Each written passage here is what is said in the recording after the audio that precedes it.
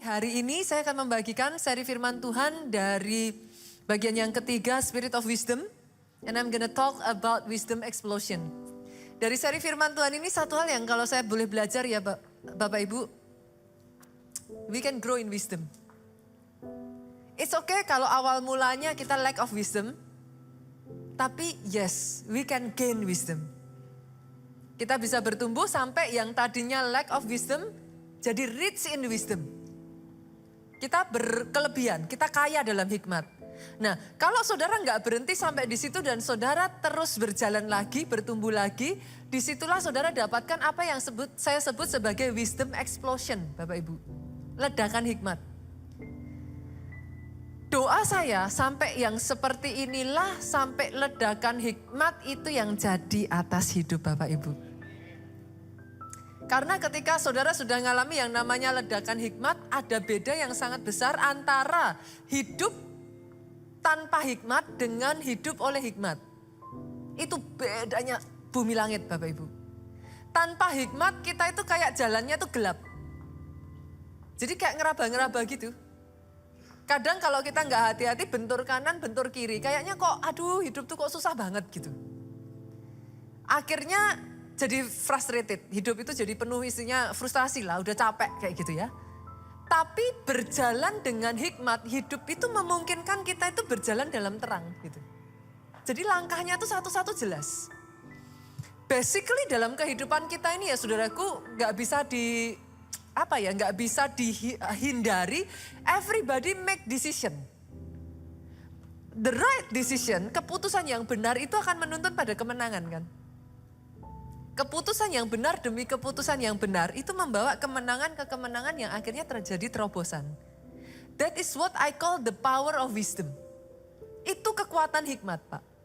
Hikmat itu membuat kita jalan dan jalan kita tuh jalan terang. Sebagian dari saudara mungkin ngomong sama saya, Pastor, I wish kayak saya lahir dari keluarga kaya, udah hidup saya enak. Saya terima warisan, udah beres. Jangan salah loh Bapak Ibu. Terimanya besar, dapatnya besar tanpa wisdomnya juga percuma. Coba kalau saudara perhatikan ya, justru banyak kehidupan orang yang terima lotre itu hancur loh. Pak, saudara bisa baca lah di Google apa segala macam ya. Mungkin sebagian dari saudara yang paling dekat kan lotre ya. Kalau warisan oke lah kita bukan dari keluarga kaya misalkan kayak gitu. Ya nggak dapat warisan. Tapi lotre, aduh pastor. Kalau bisa, kan banyak yang kepingin dapat lotre kan. Aduh kalau bisa dapat lotre nih, langsung nih, goal gitu kan. Tapi justru saudaraku, saya ambil satu contoh ya, Bapak Ibu boleh dimunculkan. Siapa namanya? Carroll. Michael Carroll ini saudaraku, dia memenangkan lotre sebesar 223 miliar. Besar atau kecil Bapak Ibu? Besar ya, dalam semalam jadi miliarder. Tapi justru hidupnya berakhir lebih miskin dari sebelum dia terima lotre. Dan seperti ini terjadi sangat banyak Bapak Ibu. Saudara terima besar di tangan saudara, kalau enggak ada wisdomnya, percuma. Pernah dengar nama Mike Tyson? Ini yang bapak-bapak yang zaman itu suka tinju. Hari Minggu pasti kalau mau ke gereja pilih jamnya jangan bertepatan. Pas Mike Tyson tanding gitu saudaraku. Seumur hidupnya dari karir Mike Tyson bertinju ini ya saudara. Dia berhasil mengumpulkan 500 juta US dollar. Besar atau kecil? 7 triliun. Lebih. Besar ya Bapak Ibu. Terakhir saya mendengar cerita dari Mike Tyson ini dia go bankrupt. Habis. Dapat besar. Kalau nggak ada wisdomnya sia-sia. Pernah dengar Michael Jackson, saudaraku, siapa orang yang gak kenal nama Michael Jackson? Selama karirnya bernyanyi, Michael Jackson ini berhasil mengumpulkan 28 triliun. Besar atau besar Bapak Ibu? Pada saat Michael Jackson meninggal, dia meninggal dengan meninggalkan ratusan juta hutang. Doa saya hari ini saudara bisa melihat. Banyak kita maunya tuh cepet, banyak kita berpikirnya tuh pastor, udahlah pokoknya kalau saya dapat langsung udah hari ini saya enak. It doesn't work like that. Itu sebabnya Alkitab itu sampai berkata minggu lalu kita belajar, 2 minggu lalu saudaraku. Kita belajar lebih baik anak muda, miskin, tapi berhikmat Pak. Daripada raja tua, kaya, tapi bodoh. Saya berdoa ya saudaraku, kebenaran firman ini menghancurkan setiap pikiran di benak kita yang berkata, pastor berarti kalau aku gak punya modal besar di awal, aku gak akan bisa menang. It doesn't work like that. Tuhan berkata hikmat itu lebih penting nilainya, lebih besar nilainya dari emas dan perak. Barang siapa mendapatkannya, dia beruntung kata firman Tuhan. Hari ini poin saya simple, yuk grow in wisdom. Bertumbuh dalam hikmat, dimulai dari apa? Tahu dulu apa yang ada di tangan kita. Kecil gak apa-apa kok, tapi apa yang ada di tanganmu? Kalau saudara seorang pengusaha, yuk coba evaluasi. Evaluasi memungkinkan kita untuk melihat bagaimana sih keadaan yang sebenarnya. Karena banyak orang saudaraku, mungkin kalau saya bisa mengatakan gini saudaraku, dapat cash flow itu satu hal. Dimulai dari cash flow dulu, saudara harus punya cash flow. Kalau enggak terus gimana? Ya harus ada pemasukan dulu kan saudaraku. Tapi next setelah itu saudara dapat cash flow aja enggak cukup loh. Saudara harus bisa memanage cash flow saudara. Jangan sampai besar pasak daripada tiang. Banyak orang Kristen ketemu saya tanya, kamu tahu nggak pemasukanmu? Tahu pastor, mantap. Kalau tanyain pemasukan tahu pastor. Kamu tahu nggak pengeluaranmu dalam nama Yesus pastor? Sebenarnya ketika kita ngomong dalam nama Yesus itu sendiri kita udah ngerti. Kalau kita lihat sungguh-sungguh, puyeng saudaraku.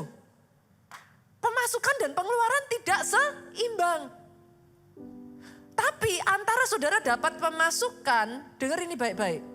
Kalau saudara nggak dapat wisdomnya, pemasukan ini saudaraku tidak akan bisa dimultiplikasikan. Saudara harus ngerti loh, inflasi itu terus loh saudaraku. Sekarang ya saudara coba renungkan, 20 tahun yang lalu saudara punya sama-sama uang 10 juta ya. Sama 10 juta yang sekarang itu nilainya udah berapa? Coba ingat-ingat saudara, saudara zaman dulu beli mobil Innova harga berapa? Sekarang harga mobil Innova berapa? Harga itu udah ngeri, gak usah jauh-jauh lah soal mobil Innova pastor. Ya ampun saya mikirin mobil Innova, kambing aja lah saudaraku. Lebih gampang, kan tiap tahun korban tuh. Kan? Coba saudara ingat-ingat sekitar 10-20 tahun yang lalu harga kambing itu berapa? Saya tuh masih ingat di benak saya ya waktu itu harga kambing tuh masih bisa 150 ribu loh saudara. Sekarang saudara beli kambing berapa? Inflasi itu terus berjalan saudaraku. Satu titik saudara itu mengumpulkan cash flow. Titik lain saudara harus belajar manage. Setelah itu buat tandon air, apa sih istilahnya bendungan saudara. Saudara itu harus punya dari yang cash flow berjalan terus, harus punya visi. Mau diapain? Gimana caranya dia lari cepat?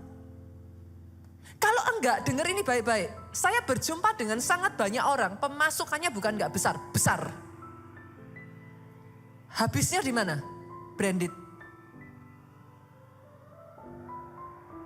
Loh saya enggak menyalahkan saudara untuk beli loh ya, boleh. Saudara diberkati Tuhan beli monggo gitu. Tapi when there is no vision, my people perish. Saudara enggak punya visi, dapat uang banyak, dapat uang, enggak tahu mau diapain. Spend. Tahu-tahu udah kayak, loh kok gak punya apa-apa ya? Kerja puluhan tahun aku dapat apa ya? Harus punya wisdomnya saudaraku. Tapi saya mau kasih kabar baik kepada saudara. Orang sehebat Salomo yang dikatakan di muka bumi ini sebelum Salomo, setelah Salomo. Gak ada orang seperti Salomo. Itu pun dia gak langsung lahir dengan hikmat yang besar saudara. Pastor poinnya apa? Grow in wisdom. Salomo gak langsung bayi, oek-oek langsung berhikmat. Celing kayak gitu, enggak saudaraku. Pastor, buktinya di mana? Oh, saya bukakan. Ada. Yang ngomong papahnya sendiri. Yuk kita lihat. 1 Tawarik pasal yang ke-22 ayatnya yang ke-5. Ini Daud, papahnya Salomo sendiri ngomong, saudara. Karena pikir Daud, Salomo anakku masih muda dan kurang berpengalaman. Berarti ada momen di mana Salomo ini sama seperti saudara dan saya. Dia masih muda dan dia kurang berpengalaman. In case ada di antara saudara berpikir, Pastor aku masih muda, aku kurang berpengalaman. Yes, you are the right candidate. Saudara kandidat yang tepat jadi seperti Salomo yang mengerti, katakan amin. Kalau Salomo tadinya masih muda dan dia kurang berpengalaman. And then suddenly, kita baca di ayat yang lain, dia berubah. Coba kita lihat ya ayatnya 1 Raja-Raja 4 ayat 29 sampai 34. Kita akan baca terpisah saudaraku nantinya. Ayat 29 sampai ayat 30 lebih dulu. Dan Allah, lihat ini saudara, perhatikan, cermati. Memberikan kepada Salomo hikmat dan pengertian yang amat besar. Sebesar apa saudara? Akal yang luas seperti dataran pasir di tepi laut. Ayat 30 ngomong apa? Sehingga hikmat Salomo melebihi hikmat segala Bani Timur dan melebihi segala hikmat orang Mesir. Kabar baiknya, kalau hari ini saudara merasa, Pastor hidup saya kurang berhikmat. Pastor saya banyak terus jatuh lagi. Pastor saya udah kerja keras, saya berjuang tapi kok keadaan saya masih sama. Pastor, saya sudah ngumpulin, tapi kok rasanya kayak jauh tertinggal. Kalau itu yang saudara rasakan, bolehkah saya katakan ini saudaraku? Salomo pernah ada di posisi saudara. Yes, sampai di satu titik dia melakukan, nanti saya akan bagikan 5 hal yang dilakukan Salomo saudaraku. Yang membawa dia dari seorang muda yang tidak berpengalaman, seorang muda yang benar-benar kurang hikmat, sampai hikmatnya melampaui hikmat Mesir. Apa yang terjadi in between ini yang hari ini kita mau belajar? Saya hanya berdoa ya, saudara tangkap itu dengan kehausan. Karena yes, buat saudara yang hanya pastor saya nggak mau tahu, pokoknya uang hari ini. Secepat engkau dapat uang tadi sudah saya buktikan kok. 223 miliar. Habis jadi lebih miskin sebelum terima lotre. Mau seperti itu saudaraku? Nobody wants like that. Tapi kalau kita nggak mau, hanya satu jalan. Gain wisdom. Belajarlah untuk mengejar hikmat. Pertanyaannya, Pastor, ketika saya sudah dapat hikmat itu apa yang terjadi dalam hidup saya? Memangnya kalau saya dapat hikmat saya terima apa? Mau lihat saudara. What wisdom can do in your life. Ayat 34 dari pasal yang sama tadi saya bacakan buat saudara. Salomo yang muda dan tidak berpengalaman setelah dia terima wisdom yang dari Tuhan. Ayat 34 ngomong gini. Maka datanglah orang dari segala bangsa mendengarkan hikmat Salomo. Dan ia menerima upeti dari semua raja-raja di bumi yang telah mendengar tentang hikmatnya itu. Salomo beda dengan Daud. Daud menguasai dengan berperang. Salomo seumur hidupnya nggak pernah perang, tapi raja-raja datang bawa upeti. Saudaraku. Gimana? Daud disegani karena dia itu mesin perang, saudara. Wah, di bawah pemerintahannya Daud, bangsa Israel itu naik begitu rupa. Tapi Salomo, sampai di Salomo, tidak perlu perang. Raja-raja datang, kasih upeti. That is wisdom. Doa saya hari ini ya, boleh Bapak Ibu? Gain wisdom. Grow in wisdom. Sampai ngalami dari lack of wisdom, rich in wisdom, wisdom explosion. 5 hal apa yang dilakukan Salomo yang membawa dia dari seorang pemuda yang bukan siapa-siapa. Pemuda yang tidak berpengalaman. Kok bisa jadi raja yang begitu disegani? Sampai raja-raja tunduk, ngasih upeti, raja-raja datang dari seluruh, dikatakan dunia loh saudaraku sampean, kelasnya. Kita lihat, yang pertama, Salomo punya permintaan yang benar. Salomo meminta sesuatu yang berkenan di hatinya Tuhan. Apa itu? Kita lihat. 1 Raja-Raja 3 ayatnya yang ke-11 sampai ayatnya yang ke-12. Boleh bantu saya baca Bapak Ibu? Saya baca ayat 11, ayat 12, yuk kita baca sama-sama. Jadi berfirmanlah Allah kepadanya, kepada siapa? Salomo. Oleh karena engkau telah meminta hal yang demikian. Tuhan ngomongnya sudah gini, karena kamu minta yang itu. Dilanjutkan, Tuhan ngomong, dan tidak meminta umur panjang. Banyak di sini kalau ditanyain, hari ini Tuhan datang, saudara minta apa? Dan tidak meminta kekayaan. Coba pikirkan saudara, jangan baca ayat ini dulu. Kalau hari ini Tuhan datang sama saudara, saudara ditanya, minta apa? Apa yang saudara minta? Atau tidak meminta nyawa musuhmu? Doa saya, saudara punya satu permintaan yang benar. Salomo meminta ini saudaraku. Melainkan pengertian untuk memutuskan hukum. Sekali lagi kalau baca Alkitab, jangan salah ya saudaraku ya. Ini bahasa gaulnya zaman itu. Oke? Kayak zaman sekarang. Nah, saya bilang YOLO, YOLO gitu kan saudaraku. Nah, kalau zamannya Salomo, YOLO kan gak ngerti saudara. You only live once. Itu bahasa gaul. Nah, zaman itu dikatakan di sini untuk meminta pengertian memutuskan hukum. Itu maksudnya apa saudara? Hikmat. Salomo tuh ngomong sama Tuhan gini, Tuhan bangsamu ini besar. Aku nih masih muda, gak punya pengalaman. Kasih aku hikmat supaya aku bisa memimpin bangsamu yang besar ini. Salomo meminta satu permintaan yang benar dan lihat apa yang terjadi. Yuk ayat 12 sama-sama dengan suara keras boleh Bapak Ibu? 2, 3. Maka sesungguhnya, senggol kiri kanan, sudah makan belum Bapak Ibu? Sudah kan? Udah ya? Boleh ya? Bacanya sama-sama semangat ya. 2, 3 yuk. Maka sesungguhnya aku melakukan sesuai dengan permintaanmu itu. Dikasih apa saudara? Sesungguhnya aku memberikan kepadamu hati yang penuh hikmat dan pengertian. Sehingga apa? Sebelum engkau tidak ada seorang pun seperti engkau. Dan sesudah engkau tak akan bangkit seorang pun seperti engkau. Tuhan tuh begitu tersentuh saudara. Orang lain mintanya kekayaan. Loh jujur loh saudara, kalau hari ini Tuhan datang, saudara minta apa?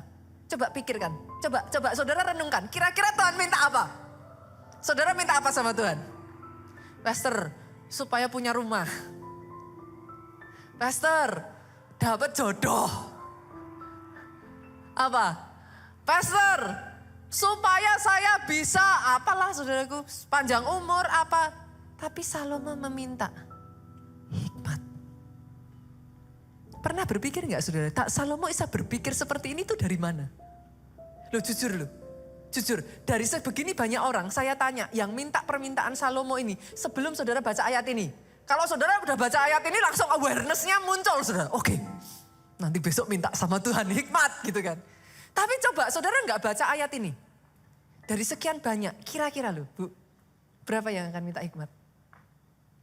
I think hampir gak ada loh. To be honest. Itu muncul jadi di benak kita dong. Kok bisa ya Salomo tuh kok dia anak muda, kurang berpengalaman, tapi kok mintanya bisa kalau orang Jawa bilang titis. Saudara. Apa itu titis? Jitu. Maafkan saya ya, masih orang Solo saudara. Mintanya itu jitu.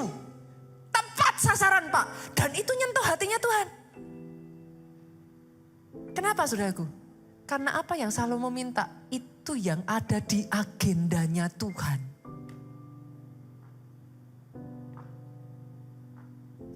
Itu sebabnya buat saya ya saudaraku, hari-hari ini ya, saya itu dibukakan satu pewahyuan yang buat saya itu kayak namper saya benar-benar.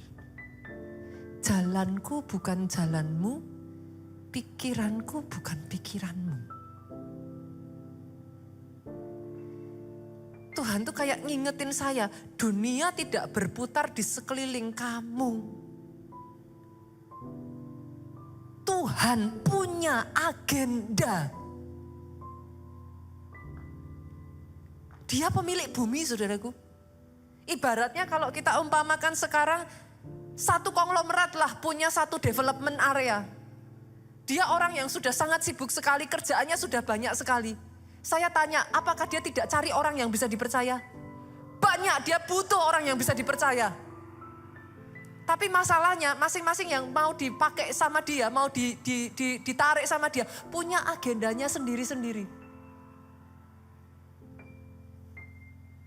Dia butuh orang yang mau ikut agendanya. Berjalan bersama dengan dia.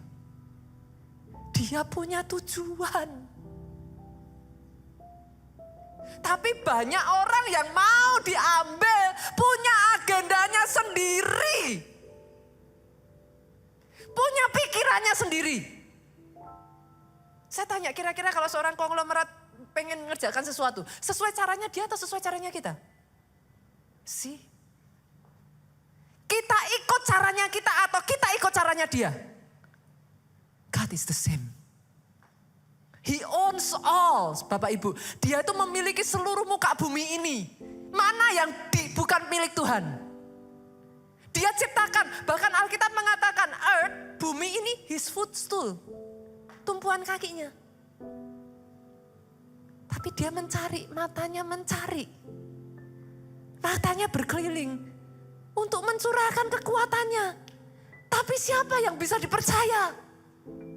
Semua punya maunya sendiri. Semua berpikir tentang diri sendiri. Semua punya agendanya sendiri. Tuhan cari hari ini orang-orang yang meminta apa yang dear in his heart.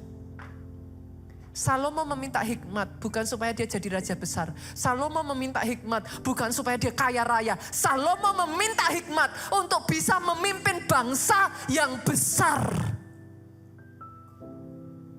That is his agenda. Doa saya hari ini ada orang-orang yang menanggapi panggilan Tuhan ini, saudaraku. Wisdom didapatkan dengan ketika saudara mengerti pikiran Kristus. Apa itu pikiran Kristus, saudaraku? Seluruh umat di muka bumi ini mendengar tentang Yesus sebelum kedatangannya yang kedua kali. Are you in? Karena kenyataannya banyak orang habis diberkati ya sudah. Habis itu enggak Tuhan-Tuhanan. Semakin diberkati tambah sibuk. Lupa menyelamatkan jiwa. Tadinya belum diberkati pondok Daudnya kenceng, Pak. Wow, Tuhan, tolong, Tuhan, berkati Tuhan. Pondok Daudnya rajin. Habis diberkati, bye-bye Tuhan. Udah selesai masalahnya? Bolehkah saudara menangkap yang saya maksudkan, Bapak Ibu? The wisdom of God. Kenapa dikatakan sekali kau dapat hikmat, kau dapat lebih dari emas dan perak? Karena Tuhan sedang mencari orang-orang yang komit pada rencananya. Orang-orang yang bisa diberkati untuk jadi berkat. Orang-orang yang bisa diangkat naik dan kuat kokoh. Orang-orang yang ketika diberkati punya agendanya Tuhan. Bukan dipakai berkatnya untuk agenda dirinya sendiri. Doa saya dari tempat ini, dia menemukan saudara satu demi satu di tempat ini bisa dipakai untuk agendanya Tuhan. Boleh saya dengar tepuk tangan yang paling meriah buat Yesus Tuhan kita. Sekali dia dapati, dia curahkan berkatnya. Karena matanya mencari, Bapak Ibu. Siapa yang bisa dipakai? Yang kedua, nah ini yang saya bawa, saudara. Menurut saya ya aneh loh, Salomo tuh bisa minta hikmat itu menurut saya aneh. Tapi saya semakin paham kok bisa ya. Ternyata Salomo yang kedua, poin yang kedua Bapak Ibu. Salomo ini anak yang dengeran terhadap didikan orang tua. Waktu dia kecil, Daud itu ngajarin dia. Dengerin nak didikan. Dengerin nak hikmat pengertian. Mau tahu ayatnya saudaraku? Salomo ngomong sendiri. Nih kita buka ya, Amsal 4 ayatnya yang pertama. Salomo itu ngomong dari posisi seorang anak yang mendengar didikan ayahnya kepada saudara dan saya anak-anak yang lain. Salomo ngomong gini, dengarkanlah hai anak-anak didikan seorang ayah. Perhatikanlah supaya engkau beroleh pengertian. Amsal 4 ayat 1. Salomo ngomong saudaraku. Amsal 19 ayat 20 Salomo ngomong lagi. Dengarkanlah nasihat dan terimalah didikan. Supaya engkau menjadi bijak di masa depan. Ini Salomo itu mirroring apa yang Daud ngomong ke dia. Dia ngomongin lagi ulang ke kita sudah. Dengerin didikan. Dengerin supaya besok masa depan kamu itu bijak. Nah pertanyaannya, Daud ngomong apa sama Salomo? Pengen lihat ya saudara. Kenapa kok bisa Salomo berpikir untuk langsung mintanya hikmat? Ternyata kita buka 1 Tawarik pasal 22 ayat 11 sampai 12. Daud itu pesen sama anaknya. Maka sekarang hai anakku nih, Daud ngomong, Tuhan kiranya menyertai engkau sehingga engkau berhasil mendirikan rumah Tuhan Allahmu seperti yang difirmankannya mengenai engkau. Jadi ceritanya Daud itu punya kerinduan bangun rumah Tuhan. Tuhan bilang, enggak boleh, tanganmu itu kotor, tanganmu penuh darah. Nanti yang bangun anakmu. Itu kerinduannya Daud sudah. Cuman Daud itu ngomong anakku tuh masih muda. Dia kurang pengalaman. Daud pesan sama Salomo. Ayat 12 ini pesannya. Hanya Tuhan kiranya memberikan kepadamu akal budi dan pengertian. Dan membuat engkau menjadi pemegang pemerintahan atas Israel. Supaya engkau memelihara Taurat Tuhan Allahmu. Ternyata Salomo dengerin nasihatnya Daud. Begitu Tuhan datang, Tuhan tanya, Salomo minta apa? Aku minta hikmat pengertian. Saya tuh ngerenungin ini ya saudara, saya tuh amazed. Berarti Salomo itu anak yang kalau kita orang ini bilangnya dia anak yang saudara. Dia anak yang baik. Dia anak yang mendengar didikan. Bolehkah hari ini kita jadi anak yang mendengar didikan? Nomor 1 didikan dari Bapak kita yang di surga. Jangan abaikan kalau dia bicara. Karena seringkali dia berbicara tapi kita gak denger. Sudah ditegur, bukan gak ditegur, tapi ditabrak. Pastor, saya dengar kok, iya. Dengar masuk telinga kanan, puji Tuhan kalau keluar telinga kiri, saudara. Masuk telinga kanan, keluar balik lagi telinga kanan, saudara. Salomo, dia dengar didikan. Karena dia dengar didikan, dia minta hal yang paling diinginkan oleh Tuhan. Salomo ini anak yang sama kayak Esther, saudara. Yang lain-lain ketika dapat kesempatan ketemu raja, minta sama Hegai, sida-sida raja, kasih aku semua, emas bling-bling. Kasih aku dari atas mungkin loh ya, kalau bisa ya saudara, mereka berpikir mungkin loh ya. Pokoknya dari atas sampai ujung kakinya, gelangnya kaki pun emas kincring-kincring gitu saudara. Nah gimana kalau mereka gak kepilih jadi ratu ya saudara, itu semua mereka dapatkan kok. At least kesempatan jadi ratu itu berapa saudaraku? Dari sekian banyak peserta. Tapi Esther mendengar nasihatnya Hegai. Dia dengar didikan. Hegai ngomong, raja tuh senengannya ini loh. Raja tuh maunya gini loh. Esther tidak pikir pakai pikirannya dia. Esther tidak cari yang disuka hatinya. Dia pengen tahu Tuhan tuh sukanya apa toh. Tuannya tuh sukanya apa tuh? Dia memposisikan diri di posisi yang kalau tuannya cari, aku siap. Saya berdoa saudara bisa nangkep ini. After all, life is not about you. He has his agenda. Sama seperti Salomo, sama seperti Esther, saudara. Dia tuh ngikuti, Hegai ngomong apa dia dengerin. Hegai cerita rajanya tuh gak suka yang begini-begini. Rajanya tuh maunya yang sederhana, yang gini-gini. Dia ikutin. Dia pakai wangi-wangian bukan yang suka hatinya dia. Dia pakai wangi-wangian, dia tanya Hegai, raja sukanya yang kayak apa? Doa saya saudara bisa nangkep apa yang saya katakan ini. Dengar didikannya. Ikuti didikannya.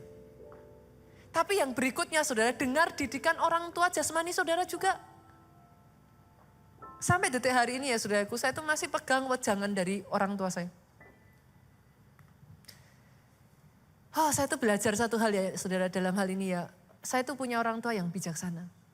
Mami saya tuh jauh sebelum saya jadi hamba Tuhan. Mami saya tuh pernah pesan sama saya. Nita, Mami gak bangga kalau kamu nanti jadi orang yang berhasil. Itu saya pegang sampai detik hari ini Bapak Ibu. Mami akan bangga kalau setelah kamu berhasil, kamu ingat dari mana asal keberhasilanmu. Kamu ingat Tuhan yang sudah memberi semuanya. Kepada Tuhan dikembalikan semuanya. Itu pesan mami saya, saudara. Saya nggak tahu setiap saudara pasti punya orang tua. Pastor Obaja ya saudaraku. Saya tuh salutnya dengan Pak Obaja ya saudara. Pak Obaja itu kalau kami ketemu ya saudara, kami tuh sering sekali saudaraku, sering ngobrol. Sangat sering sekali. Kalau sudah ngobrol, kita duduk berjam-jam ngobrol ya saudara. Pesennya Pak Obaja tuh bukan tuh cuma satu loh saudara. Bukan ayo gereja harus jadi besar gitu, bukan saudara. Pak Obaja tuh pesan satu aja. Manusia itu boleh mikir kamu gimana, kamu boleh difitnah, kamu boleh dikata-katai yang gak baik. Satu aja yang kamu gak boleh. Jangan nyalai Tuhan. Itu pesannya Pak Obaja. Jangan nyalai Tuhan. Sekali aja kita istilahnya apa ya saudaraku, diambil dari sama Tuhan ya, habis semuanya. Boleh, yang lain-lain boleh. Kamu mau difitnah orang apa, kamu mau dikata-katai seperti apapun, kamu boleh dinilai begini, boleh dinilai begitu. Orang lain boleh katakan kamu gak baik, orang lain boleh katakan kamu salah. Tapi satu aja, Pak Obaja itu selalu pesen, jangan nyalai Tuhan.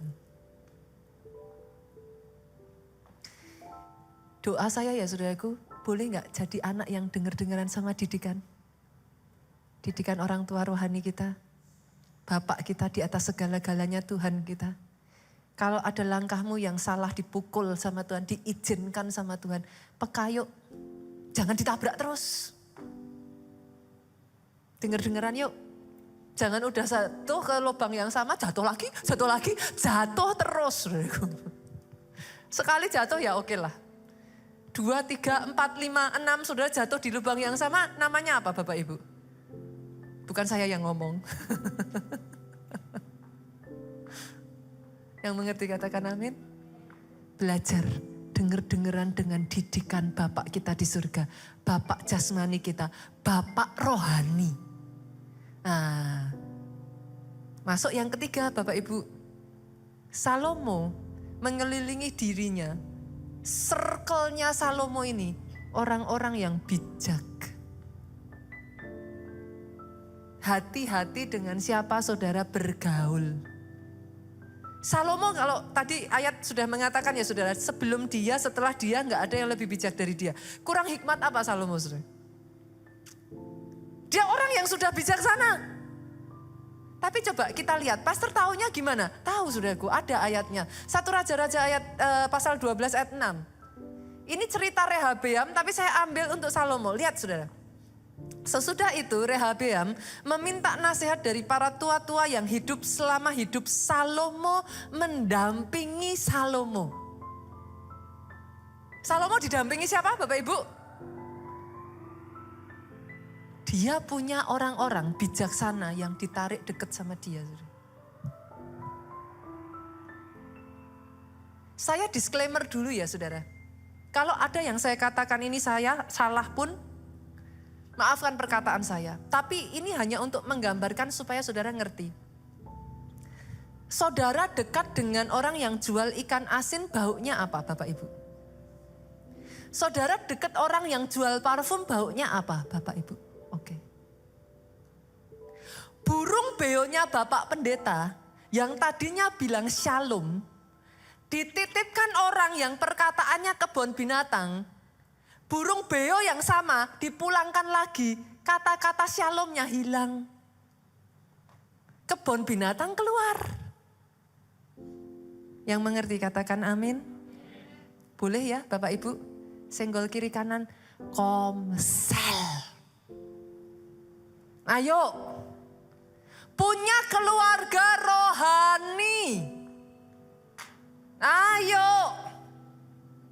Orang Jakarta kalau nggak hati-hati ya Bapak Ibu ya.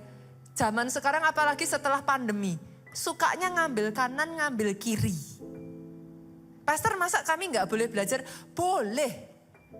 Tapi menurut saya ada alasan loh saudara. Kenapa kok hanya 2 institusi itu yang dibentuk Tuhan sendiri. Yang pertama keluarga. Yang kedua gereja. Kenapa dibentuk? Karena Tuhan menempatkan dalam tudung rohani. Jangan hari ini durian dicabut tanam ke mangga. Mangga berduri. Besok saudara cabut tanam ke rambutan. Mangga berduri yang ada rambutnya. Jadi apa saudaraku? Yang mengerti katakan amin. Boleh ya? Dibutuhkan gereja Tuhan. Enggak apa-apa. Saudara kalau belum tahu di mana saudara tertanam, it's okay. Tapi begitu saudara tahu, yuk tertanam, ikuti. Kalau enggak nanti bingung Bapak Ibu. Dan kalau sudah ikuti, bertumbuh sungguh-sungguh di sana. Bangun keluarga rohani saudara. Ikut dalam komsel. Ada yang jagain Bapak Ibu. Setidaknya kalau hilang, enggak ada yang, saudara tuh hilangnya enggak satu orang pun tahu gitu loh saudaraku. Ini kemana hilangnya ya? Orang ini masih ada atau enggak ya? Kan gitu. Tapi kalau saudara ada keluarga rohani komsel, hilang pun dicari. Si Pak Tono itu di mana ya? Pak Budi itu kemana ya? Pak Rudi itu kemana ya? Tahu saudaraku. Enggak hilang seterusnya. Tapi yang keempat saya lanjut lagi ya. Boleh ya, saya lanjut lagi ya. Apa yang membuat Salomo, anak muda yang sama sekali belum berpengalaman, dia bisa berubah menjadi raja yang pertama tadi dia minta dari Tuhan. Dia minta hikmat, dia request. Yang kedua, dia dengar didikan. Yang ketiga, dia mengelilingi dirinya dengan orang-orang yang tepat. Orang-orang yang sesuai. Tapi yang keempat, Salomo belajar keluar, saudara. Belajar. Ayatnya mana? Nih, saya bacain ya. Ayatnya ini unik sekali, saudara. 1 Raja-Raja 4 ayat 32 sampai 33. Ayat ini ngomong gini. Ia menggubah 3.000 amsal. 1.005 lagu. Ia bersajak tentang ini sudah, pohon-pohonan. Dari pohon aras yang di gunung Libanon. Dari mana dia tahu? Dia pergi.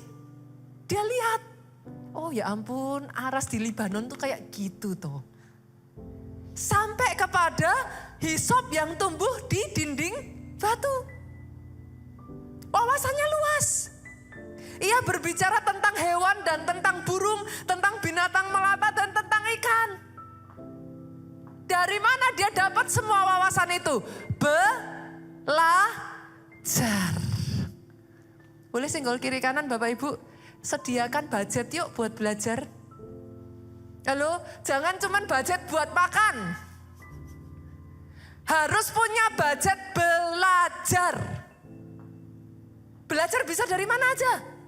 Dari apa saja. Salomo belajar dari burung, pohon, hisop, binatang, manusia. Bahkan ya saudaraku, ajaibnya orang yang paling melakukan kesalahan pun kita bisa belajar loh dari situ.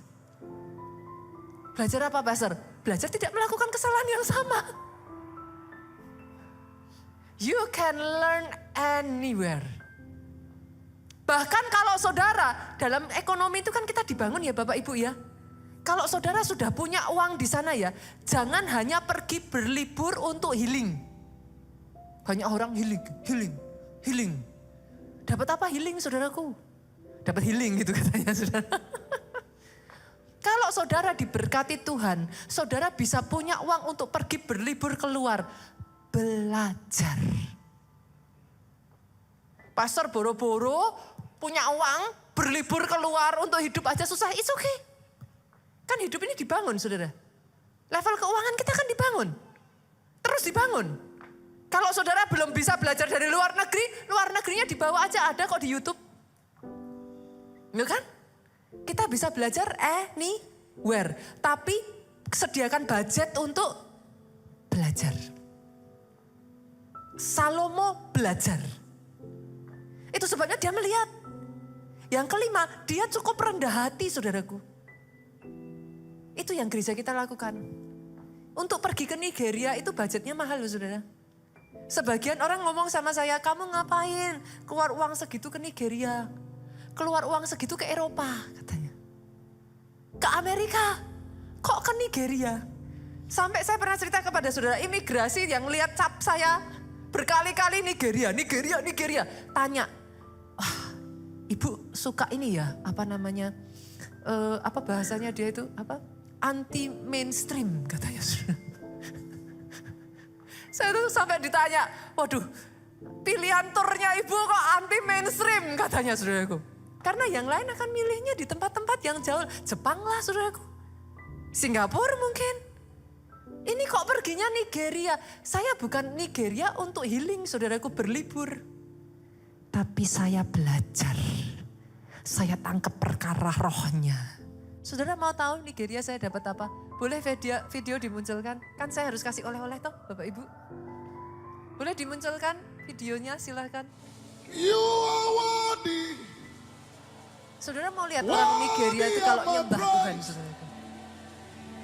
You are the Ini jam most high. sekitar di sana itu sudah jam 1-an lebih pagi. Ibadah sudah selesai. Enggak pada mau pulang. Sebanyak ini orang. Enggak mau pulang.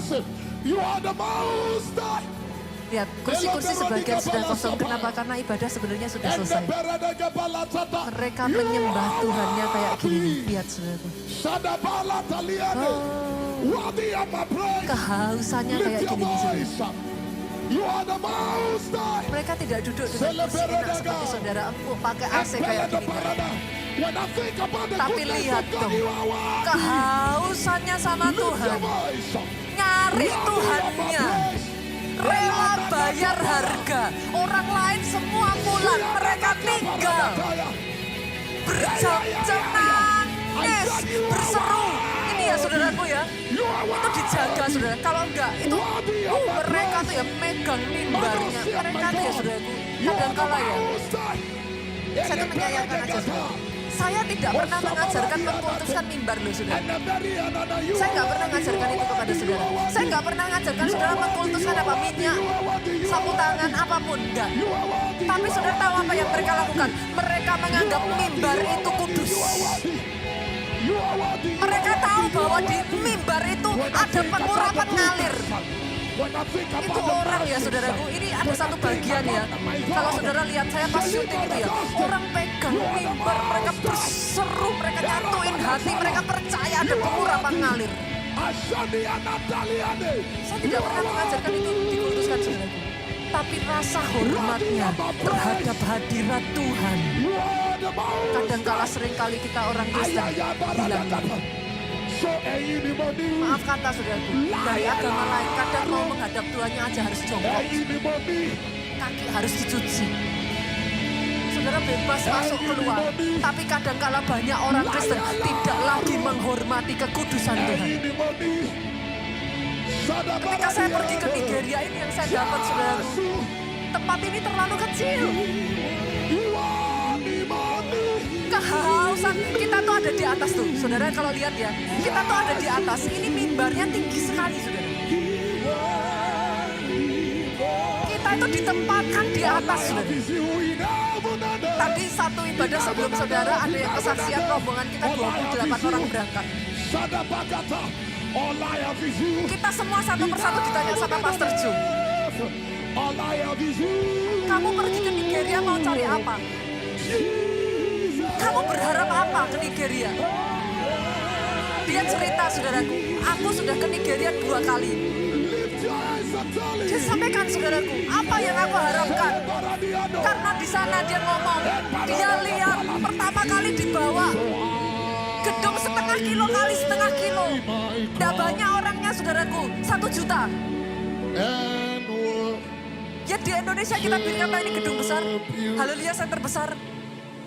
Setiap kali saya pergi ke Nigeria selalu saya diingatkan. Jangan pernah punya visi yang terlalu kecil. Mau melihat seperti ini atas bangsamu saudara.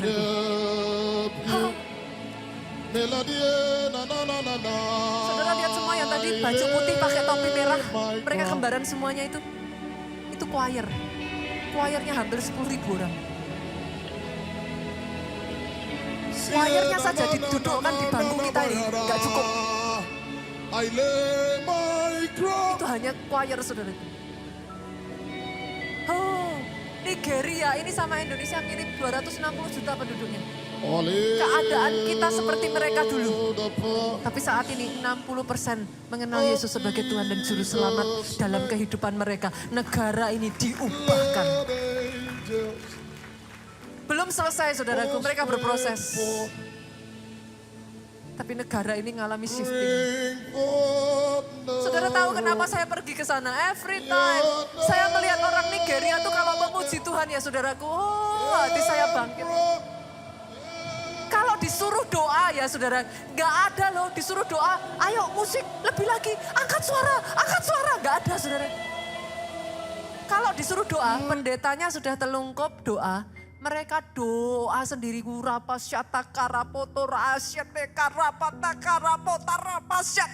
Gak ada yang ngasih aba-aba. Doa saya kehausan yang seperti ini ada atas Indonesia loh saudara. Kenapa saya pergi ke Nigeria terus saudaraku? Saya memastikan, saya sudah tahu kemana arah yang akan kita bawa. Sama seperti saudara pernah memainkan game permainan yang satu dengan yang lain gambar, saudaraku. Disuruh lihat satu gambar. Nanti satu orang gambar, terus dilanjutkan ke orang berikutnya. Pernah? Pernah lihat ya? Atau game permainan yang satu orang melakukan gerakan. Nah, pernah lihat ya? Katakan gerakannya mau starter sepeda motor. Nanti sampai belakang itu udah beda loh saudara.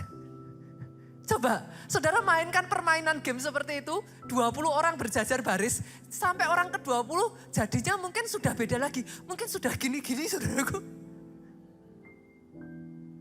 Artinya apa saudara? Kadangkala ketika saya pulang ke Indonesia, saya berhadapan dengan, begitu banyak ya saudaraku. Firman kadang disampaikan itu lebih ke pampering jemaat. Di sana saya mendapatkan satu firman itu kadang-kala itu, saya tahu kadang kalau saya bawa ke Indonesia, teman-teman kadang belum siap. Kaget. Tapi but it is. Bukan hanya berpikir tentang diri sendiri. Bukan hanya mau berniat bayar harga tapi nggak pernah bayar harga. Saya berdoa yang ada di Nigeria jadi atas Indonesia. Menjelang Yusini ya Bapak Ibu, kita akan mengadakan puasa 10 hari. Coba singgol kiri kanan buat keluarga Allah 10 hari kecil. Halo? Kecil. Tahukah saudara kenapa di gereja ini terus kita ajak puasa terus. Di sana ya saudaraku, mereka itu sudah sampai belajar, berhasil melatih jemaat mereka ya. Rohnya bangkit sampai ya saudaraku. Bukan pendetanya, jemaatnya loh yang bangkitin orang mati. Serius. Imannya tuh sudah sampai di situ saudaraku. Saudara pikir ibadah 3 jam itu lama? 4 jam lama? Ini loh saudaraku, saya ikut dari jam 4 selesai kadang jam 4 pagi. Kenapa saya suka ke Nigeria? Saya dilatih lagi. Enggak baru doa sejam udah pegel. Ibadah 2 jam udah hantuk. Setiap saya pergi ke sana, saya dibangkitkan lagi. Ketika saya teman-teman sudah mau ngantuk, saya bilang gak apa-apa ngantuk tidur. Tapi habis itu doa lagi. Kenapa? Ototnya belum biasa saudaraku. Otot doanya cuma tahan 15 menit. 15 menit habis kata-katanya. Yang sudah biasa ke sana, saya perhatikan. Yang udah 2 kali, 3 kali ke sana. Yang baru pertamanya gitu. Lama-lama. Kenapa? Ototnya enggak dilatih. Mereka enggak punya dokter-dokter sehebat saudara. Tapi karena itu mereka belajar melatih otot iman mereka bergantung kepada Tuhan mereka. Saya tidak menyalahkan dokter saudara, puji Tuhan ada teknologi, puji Tuhan ada dokter. Tapi boleh dong, jangan karena ada dokter dan ada teknologi, otot-otot imanmu, otot-otot percayamu, mengandalkan Tuhanmu jadi berkurang. Kenapa saya ke Nigeria? Pastor why? Ini kali ke-6 saya pergi ke Nigeria saudaraku. Ke-7 dengan dulu pertama kali, sudah 17 tahun yang lalu saya pertama ke Nigeria. Mau sampai berapa lama Pastor? I don't know, I will keep on coming. Sampai saya melihat yang di sana terjadi di sini saudara. Setidaknya itu yang mulai saya lihat. Di tengah masa pandemi, kenapa? Tadi disaksikan salah satu jemaat yang berangkat. Kenapa gereja kita bisa melakukan itu semua? Karena dapat impartasinya. Karena yang buat kita besar di sini, buat mereka semut, saudara. Saya sering malu kok Pak, jujur kalau ke sana. Ini nih ya, ukuran segini ini cuma kamar mandi. Mana ada 20 lagi, saudara. Dijajar-jajar, kamar mandi betulan tingginya segini. 2 lantai, saudara, kamar mandinya. Karena bukan hanya untuk mandi, bukan hanya untuk maaf ke toilet, saudaraku. Mereka ada kamar mandinya. Benar untuk mandi, kenapa Bapak Ibu? Karena maaf, banyak di antara mereka itu juga dari kalangan yang di bawah. Kalau mereka pergi ke gereja, itu jalan kaki Bapak Ibu. Banyak di antara mereka nggak punya sepatu. Pastor Adeboye itu punya sepatu di usia 18 tahun. Kalau mereka ke gereja, kenapa butuh kamar mandi? Mereka datang harus mandi. Karena kotor semua. Mereka mandi, mereka berganti pakaian, mereka masuk, mereka ibadah. Segitu rasa hormatnya mereka Bapak Ibu. Boleh gak sih saya ajak? Kadang saya tahu saudaraku, I push forward. Saudara kita bicara soal mujizat apa segala macam ya. Di gereja kita gak pernah diajarkan mujizat itu dijadikan goal akhir loh Bapak Ibu. Tapi saya melihat di Nigeria ini mujizat itu seperti butiran debu. Saudara pernah berpikir gak sih berjalan dengan Yesus murid-muridnya pada saat itu setiap hari isinya mujizat. Coba renungkan perkataan saya. Setiap hari selama 3,5 tahun murid-muridnya mendampingi Yesus. Every single day is a miracle.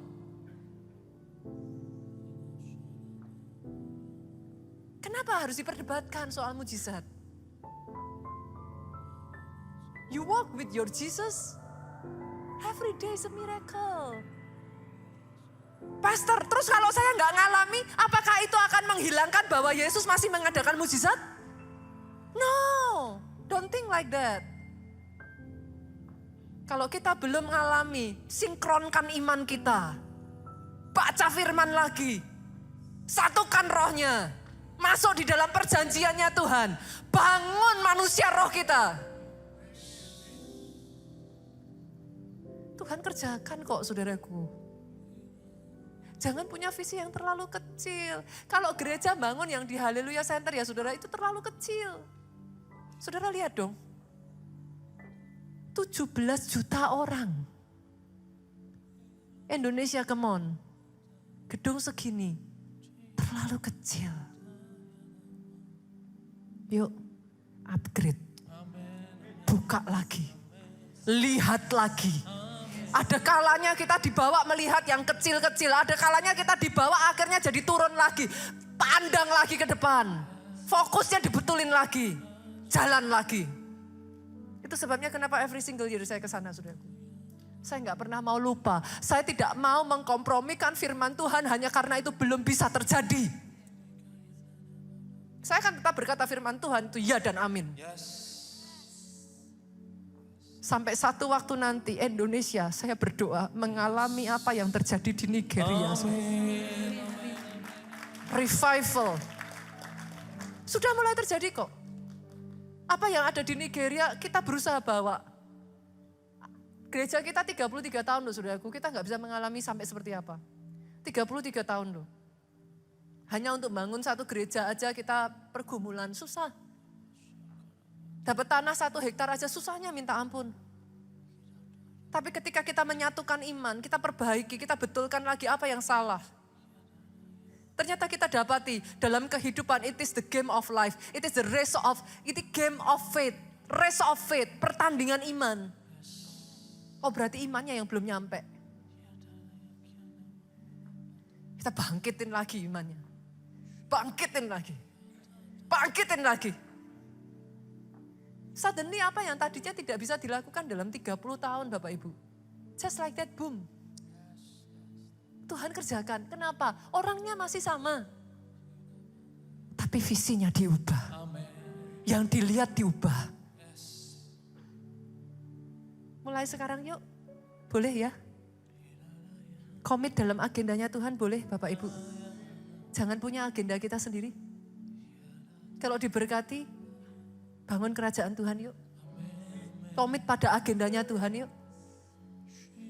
Tidak ada orang yang berjalan dengan raksasa yang tidak merasakan telapak kakinya raksasa. Bawa nama besarnya Bapakmu. Belajar berani mempercayai firman. Itu yang saya suka dari lagu ini. Aku percaya pada firman-Mu. Aku melangkah dengan imanku. Tetap setia saudaraku. Tetap setia. Kau belum melihat. Bangun lagi. Bangkitkan lagi imanmu. Bangkit berdiri yuk. Bangkit berdiri Bapak Ibu. Karena kadangkala ya saudara ada momen-momen tertentu. Kita manusia itu berusaha untuk menurunkan firman itu sampai di fakta kenyataan. It doesn't work like that. Tetap setia. Kerjakan terus. Kerjakan terus. Kerjakan terus. Bangun hidupmu saudaraku. Jadikan ku hamba. Dan dengar ini Bapak Ibu. Level hikmat yang ada dalam hidupmu. Dengar ini. Itu ditentukan level roh. Karena hikmat itu bukan produk pikiran. Itu produk roh. Sesuai dengan bertumbuhnya rohmu. Hikmatmu akan bertumbuh. Buktikan perkataan saya. Anak-anak yang waktu masa kecilnya mereka ditangkap sama Tuhan ya saudaraku. Pikirannya lebih terbuka. Kalau boleh saya minta kepada orang tua di tempat ini ya. Kalau anaknya gak mau ikut Kids Impact sekolah minggu ya saudaraku. Temani. Dorong. Bila perlu ditemenin. Buat sampai mereka suka. Kenapa? Sejak dari kecil kita harus memperkenalkan mereka kepada yang empunya nyawanya mereka. Jangan lupa loh. kita ini roh yang punya jiwa tinggal dalam tubuh loh. Kita ini bukan tubuh. Kita bukan hanya jiwa kita. Kita ini roh. Punya jiwa tinggal dalam tubuh. Kalau masa kecilnya anak saudara tidak saudara biasakan, rohnya ini di stir up. Karena masih dormant saudara. Jangan katakan kepada saya pastor tapi saya ajak gak pernah mau. Loh ya siapa juga yang mau, dagingnya masih lebih kuat kok. Jangankan ke gereja, saudara jujur di sini. Jangankan anak-anak saudara, saudara aja lah. Pernah gak malas ke gereja? Lah kok anak? Kita aja pernah malas ke gereja, betul? Jujur, kita aja. Oh enggak katanya, luar biasa Bapak ini. Pak, pernah malas sekolah enggak Pak? Oh Bapak ini luar biasa. Ada di sini yang pernah malas sekolah enggak saudaraku? Banyak ya. Kadangkala daging kita ini harus dididik untuk mengikuti roh kita saudara. Jangan dimanjakan. Roh itu yang nantinya menuntun saudara pada hidup kekal, bukan daging. Dan by the way, saudara hidup di dunia ini ada batasan expirednya. Sampai waktu tertentu kita semua pulang kan? Pulang kemana Bapak Ibu? Rumah kita, tempat kelahiran kita. Bangkit yuk. Rohmu harus bangkit. Your spirit needs to wake up. Amin. Sama-sama kita katakan sekali lagi ya saudaraku. Angkat kedua tanganmu saudaraku, diberkatilah engkau oleh Tuhan. Amin. Diberkati keluargamu oleh Tuhan. Amin. Diberkati apa yang dikerjakan dan diperbuat oleh kedua tanganmu. Apa yang dipegang di tanganmu, dibuatnya berhasil. Dengar ini Bapak Ibu, sehat badanmu. Baik jiwamu. Kuat rohmu. Panjang umurmu. Untuk mengerjakan, memberitakan perbuatan dahsyat yang daripada Tuhan. Amin. Pulang dengan membawa sukacita. Damai sejahtera Allah Bapa, cinta kasih Yesus Kristus. Persekutuan di dalam Roh Kudus-Nya. Sekarang sampai selama-lamanya yang diberkati, katakan dengan suara yang paling keras. Amin.